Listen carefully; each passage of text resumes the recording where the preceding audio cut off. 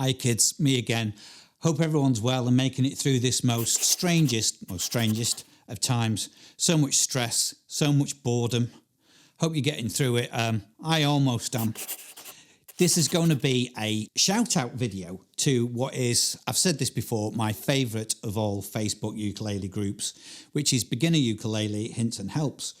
Led out, of course, by the lovely Noreen Mungo, who is a great singer-songwriter and massive COVID survivor. So huge props to you, as the kids say. This one's for you guys, particularly you, Noreen. What should we do then? I think what we should do to get us through it, time-wise, is a little tutorial.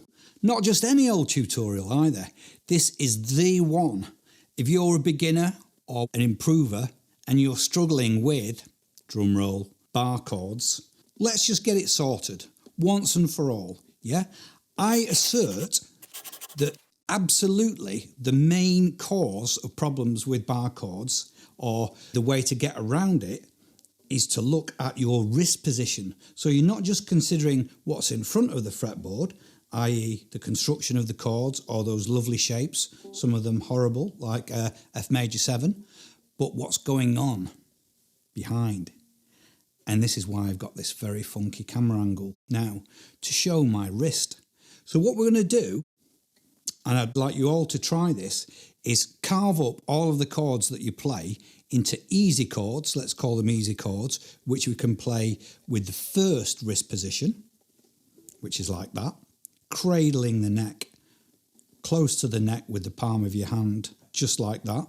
And then more difficult, or bar chords, which we're going to have a completely different wrist position for, which is throw the wrist back and then support with the thumb on the back of the neck. I'm just twisting round to show that, all the way up the fretboard, yeah? So, at least for now, consider chords to be in these two categories, and I think you'll be laughing.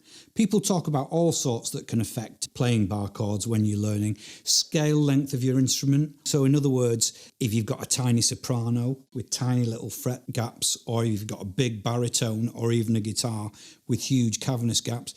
The other thing that people mention a lot is how you actually hold your ukulele. Do you stand up or sit down, have it in your lap? Do you actually use a strap or not a strap? Clamp it like this, like the old George Formby technique, which I love to do whenever I can, if it's not too difficult a song. Do you even have it here behind your head like a Jimi Hendrix kind of scenario? These things do matter, but only a little bit in my considered opinion. I think it's all won and lost in your wrist position.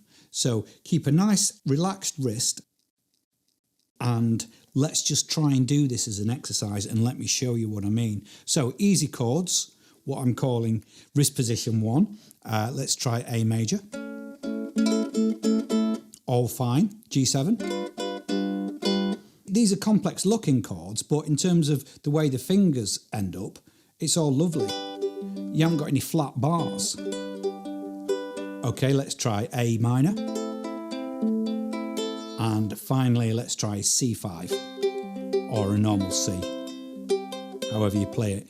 All of those can be played in what I'm calling position 1, which is cradling the neck, wrapped around it, thumbs wherever it wants to be, hanging loose or whatever, and everything's tight into the back of the neck. Now let's have a look at bar chords and see what changes there. So let's put up the legendary B flat. Some people are playing it like this, which is with what I call a mini bar. Everybody likes a mini bar. The first finger covering 2 frets there, and that's going to be difficult if I try and get close to it. What actually happens with a bar, let's try it in the other position as well, with a full bar. As soon as you draw in to your normal position, just because of the way that we're made, the way that our physiology and biology is, that knuckle there comes forward. It's just not happy being flat. So I didn't even realise I was doing this until recently. There's an alternate position, which is throw the wrist right back straight like that and use your thumb to clamp rather than the palm of your hand. So you clamp in with your thumb and everything's all perfectly set up for you to make the bar.